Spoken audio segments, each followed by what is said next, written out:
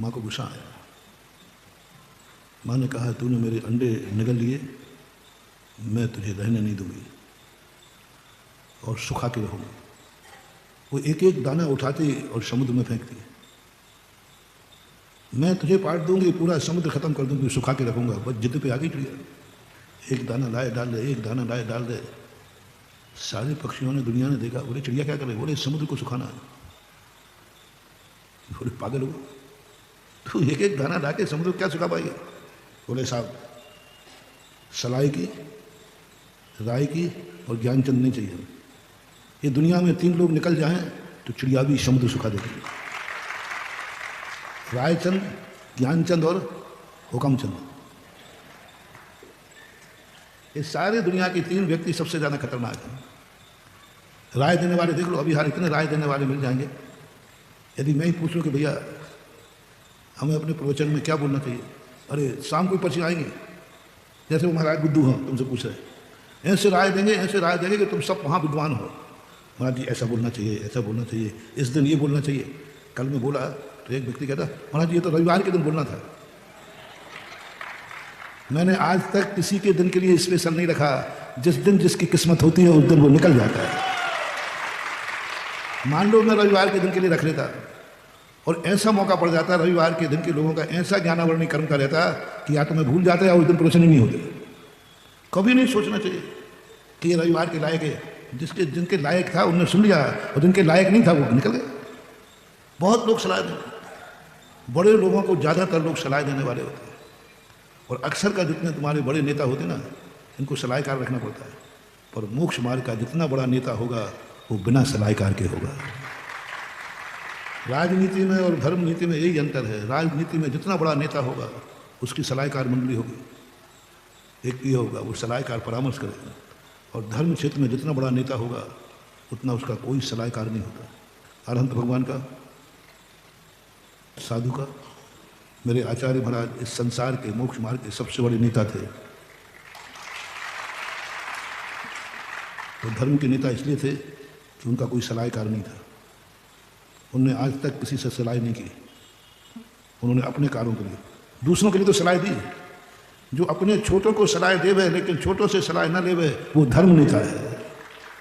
हमारे आचार्य से ने कभी किसी से सलाह नहीं ली। हम लोग कई बार सोचते थे महाराज जी हम लोग बस थोड़ा, बाद में पता चला सच्चा गुरु चेले से सलाह नहीं लेता है। और जो चेले से सलाह लेता है, जो अपनों से छोटों से सलाह लेता है, अपने से आजू बाजू से सलाह लेता है, समझ लेना वो मिट जाएगा, मिट जाएगा। धर्म का नेता मिट जाएगा, बर्बाद हो जाएगा। क्योंकि तुम सबसे बड़े हो, तुम्हारी सोच के सामने चेले का सोच कितना होगा। यदि ऊंचा से सोच होता तो वो चेले का ही होता। यदि ऊंचा सोच होता, सेठ मुनीम से सलाह ले रहा है, इसका अर्थ अब सेठ का दिवाला निकलने वाला है। क्योंकि मुनीम तो मुनीम ही होगा। तुम 1 करोड़ के सेठ हो और वो 10,000 रुपये की अकल वाला मुनीम है, वो 10,000 का ही सोचेगा, ज़्यादा नहीं सोच सकता। नौकरों पर कभी विश्वास नहीं करना, उसकी बुद्धि उतनी ही है जितनी होती है, क्योंकि उसके बाद वो बिक जाएगा। तुम 10,000 देते हो, किसी ने 15,000 दे दिए तो वो तुम्हारे भोजन में जहर बना देगा। कभी नहीं। ये सबसे बड़ी नीति है धर्म नेता। सज्जन पुरुष के कोई सलाहकार नहीं होते। हमारे आचार्य श्री की सबसे बड़ी विशेषता किया, मैंने आज तक अपने आचार्य श्री को कोई सलाहकार नहीं देखा। उन्होंने सलाहकार रखे ही नहीं, सलाहकार बनाया ही नहीं। वो गुरु हैं, वो गुरु हैं, वो गुरु हैं। सलाह देते नहीं हैं, आदेश देते हैं। Take to order. बस गुरु कौन है? जो आदेश देता है। टेक टू ऑर्डर कह दिया ना। थोड़ा सोचने का मौका, थोड़ा सामने वाले की भी सुनी जाए। नहीं, गुरु का ही करो। गुरु का अर्थ आदेश, टेक टू ऑर्डर, हो गया, बात हो गया। अब सही है गलत है ये निर्णय करने का अधिकार तुम्हें नहीं है। ये गुरु खुद सोचेगा, कोई सलाहकार नहीं। इतना बड़ा संघ, इतनी बड़ी समाज के नेता, विश्व वंदनीय महत आचार्य श्री का मूल कारण है जगत में प्रसिद्ध होने का, हर व्यक्ति के हृदय में साम्राज्य स्थापित करने का, हर व्यक्ति के हृदय के भगवान बनने का। और उनकी बुद्धि से यदि कुछ गलत भी निकल जाए तो गलत नहीं होता। ये गुरु की विशेषता है। गुरु कौन है? महाराज जी गुरु से कुछ गलत हो गया तो छद्मस तो है ही। छद्मस तो है, गलती तो हो सकती है, पर मेरा दावा है, मेरा विश्वास है, मेरी श्रद्धा है कि गुरु से कुछ गलत हो भी जाएगा, चिंता करने की जरूरत नहीं, तुम्हारा कभी गलत नहीं होगा, वो गलत भी सही निकल जाएगा। यदि धोखे से जहर दे भी दिया अमृत के भरोसे, गुरु ने दिया है, छूक गए, सी देना थी अमृत की और डल गई सी गुरु ने दी है। महाराज ये चूक हो जाए तो चिंता मत करना, यदि तुम्हें विश्वास है कि गुरु ने दिया है, पीने के बाद भी तुम नहीं मरोगे, क्योंकि गुरु से चूक हुई है। मीरा ने क्या किया? मीरा से कहा कि तुमने जहर पी लिया, बोले पिलाया होगा तुमने जहर, मैंने तो प्रसाद पिया है। ठीक है, लेकिन क्या मीरा तो मरी नहीं? बोले जहर पिया हो तो मरे, मैंने तो प्रसाद पिया है। और देने वाला कहता है मैंने तो जहर दिया था, और पीने वाला कहता है मैंने तो, क्या बात है, क्या है ये? गुरु होना चाहिए। कोबरा सांप फंडे में रख करके लाया है, पर गुरु का अर्थ है बड़ा मालिक, स्वामी, जिसके अधीन तुम्हारी जिंदगी हो, जिसके अभाव में तुम अनाथ हो जाओ, जिसके सद्भाव में तुम सनात रहो, उसका नाम है गुरु। जिसके अभाव, मोटिवेशन, जिसके अभाव में तुम अनाथ हो जाओ वही गुरु है, जिसकी उपस्थिति में तुम सनात बने रहो वही गुरु है। पति के अभाव में महिला बोलो अनाथ मानी जाए, इसलिए तुम्हारा गुरु है। पिता के अभाव में बेटा अनाथ, प्रजा के अभाव में राजा, प्रजा अनाथ, गुरु के अभाव में शिष्य अनाथ, भगवान के अभाव में भक्त अनाथ, ये सब अनाथ के लक्षण है।